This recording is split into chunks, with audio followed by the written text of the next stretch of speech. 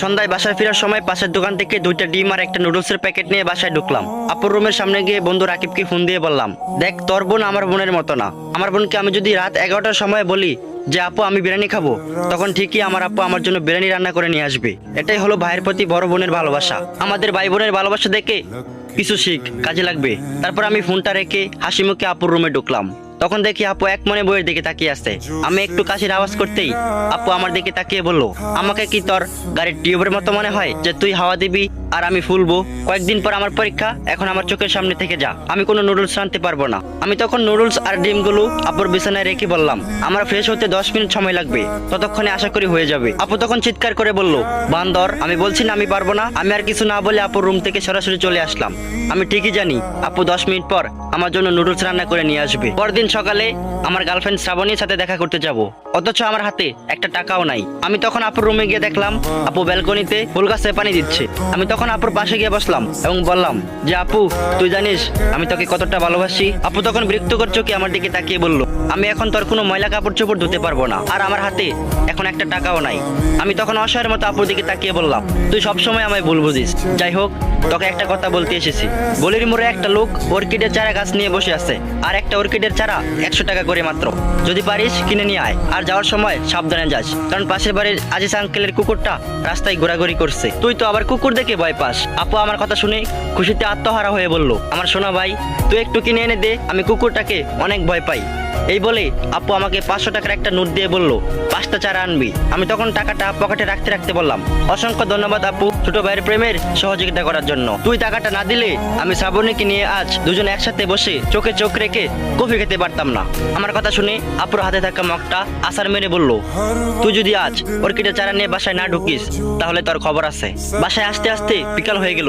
আপুকে কোথাও দেখছি না, হয়তো ছাদে হাঁটাহাঁটি করছে। বাবা মা দেখছিলাম কি বিষয় নিয়ে জানি আলোচনা করছিল। আমাকে দেখা মাত্রই চুপ হয়ে গেল। কিছুক্ষণ পর আম্মু আমার রুমে এসে বলল, অনেকদিন ধরে তুই কোথাও বেড়াতে যাস না, যা কয়েকদিনের জন্য তোর নানু বাড়ি থেকে ঘুরে আয়। আম্মুর কথাগুলো শুনে আমার কাছে স্বাভাবিক মনে হচ্ছিল না। কয়েকদিন আগেও আমি নানু বাড়ি থেকে ঘুরে আসলাম, অথচ আবার বলতেছে যাইতে। আমি তখন আম্মুর দিকে তাকিয়ে বললাম, আর সন্ধ্যায় আপুকে দেখতে আসবে তাই না? আর তোমরা চাও না যে আমি বাসায় থাকি? এমন সময় বাবা রুমে এসে ঢুকে বলল, হ্যাঁ আমরা চাই না তুই বাসায় থাকিস, কারণ তুই বাসায় থাকলে একটা না একটা ঝামেলা করবি। ছেলেটা অনেক ভালো, আনন্দমোহন কলেজের প্রফেসর, আর আমি এই ছেলেকে হাতছাড়া করতে চাই না। আমি বাবার কথা শুনে মুচকি হাসি বললাম, ছেলে যদি ভালো হয় তাহলে আমি 100% শিওর কোনো ঝামেলা হবে না। ছাদে এসে দেখি আপু ছাদের রেলিং ধরে দূরে তাকিয়ে আছে। আমি কফির মগটা আপুর দিকে এগিয়ে দিয়ে বললাম, আজকে আবার একটা মকবুল তোকে দেখতে আসবে। আপু তখন কফির মগে চুমুক দিয়ে বলল, এবার মনে হয় বিয়েটা হয়ে যাবে রে।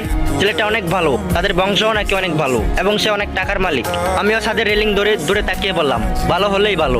সন্ধ্যায় আপুকে দেখতে আসলো পাত্র সহ আরো কয়েকজন। আপুকে দেখেই পাত্রের ছোট বোন মন্তব্য করলো, মেয়েটা দেখতে সুন্দর কিন্তু নাকটা একটু বোচা। এই কথাটা শুনে আমার মেজাজটা খারাপ হয়ে গেল। আব্বু হাসি মুখে তাদের সাথে কথা বলছে আর আমার দিকে মাঝে মাঝে তাকিয়ে দেখছে। পাত্রের বড় বোন বলল, তুমি অত্যাধিক ফর্সা, আর অধিক ফর্সা মেয়েদের দেখলে মনে হয় তারা রক্ত শূন্যতায় ভুগছে। আমি তখন কিছু বলতে যাব, তখন খেয়াল করে দেখলাম আম্মু আমার হাত শক্ত করে চেপে ধরে রেখেছে। ছেলের মা তখন বলল, মেয়ে আমাদের পছন্দ হয়েছে। তখন বাবা ও মা খুশিতে বলল, আলহামদুলিল্লাহ। এমন সময় ছেলে বাবা বলল, আমাদের কোনো ডিমান্ড নেই, আল্লাহ আমাদের অনেক দিয়েছে। তবে শুনেছি চরপাড়াতে আপনারা নাকি একটা 4তলা বাসা তৈরি করেছেন, সেখান থেকে একটা ফ্ল্যাট ছেলেকে উপহার হিসেবে দিয়ে দিলেন, আর নতুন একটা ফ্ল্যাট সাজাতে যেসব আসবাবপত্র লাগবে এগুলো দিয়ে দিলেন আর কি। এগুলোকে আবার যৌতুক মনে করেন না যে, কারণ এইগুলোতে তো আপনার মেয়েই থাকবে না। এসব কথা শুনে আর চুপ করে থাকা যায় না। আমি তখন হাসতে হাসতে বললাম, হ্যাঁ অবশ্যই দিব, তবে আমাদের কিছু আবদার আছে। ছেলের বাবা তখন অবাক হয়ে বলল, কি আবদার? আমি তখন ছেলের বাবাকে বললাম, আমার বোনের পায়ের নুপুর থেকে মাথার টিকলি পর্যন্ত সবকিছু হীরার হতে হবে, এবং যে ফ্ল্যাটে আমি আমার বোনকে দিব ওই ফ্ল্যাটে শুধু আমার বোন এবং তার হাজবেন্ড থাকতে পারবে, অন্য কেউ থাকতে পারবে না। এবং নির্দিষ্ট একটা সময়ে আপনি এবং আপনার স্ত্রী নিজেদের ইচ্ছায় বৃদ্ধাশ্রমে চলে যাবেন, কারণ আপনাদের সেবা আমার বোন করতে পারবে না। আমার মুখের কথা শুনে পাত্র রেগে গিয়ে বলল, তুমি কি আমাদের অপমান করছো নাকি? আমি তখন মুচকি হাসি বললাম, যাদের কোনো মান সম্মানই নেই তাদের আবার অপমান কিভাবে করে? আপনাদের মতো কিছু ছোট লোক আছে যারা বিয়ের নামে মেয়েদের বাড়িতে গিয়ে ভিক্ষা করে। পাত্রী ছোট বোনের দিকে তাকিয়ে বললাম, আয়নায় আগে নিজের নাকটা দেখে তারপরে অন্যজনের নাক নিয়ে মন্তব্য করবেন।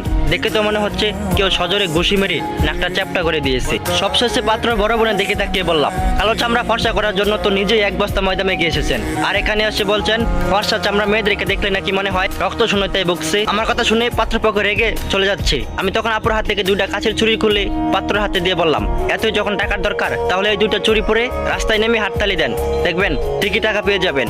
রাত 11টার পর বাবা আমাকে অনেক বকাঝকা করে বলল আমার জন্য নাকি আমার বোনকে বিয়ে দিতে পারবে না। আমি তখন বাবাকে বললাম যে বাবা, শিক্ষিত এবং ভালো জব করলেই মানুষ ভালো হয় না।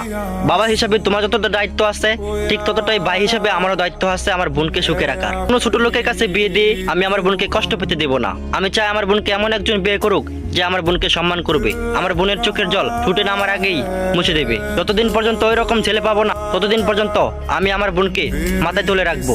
বাবার রুম থেকে বের হয়ে দেখি আপু দরজার আড়ালে দাঁড়িয়ে কান্না করছে।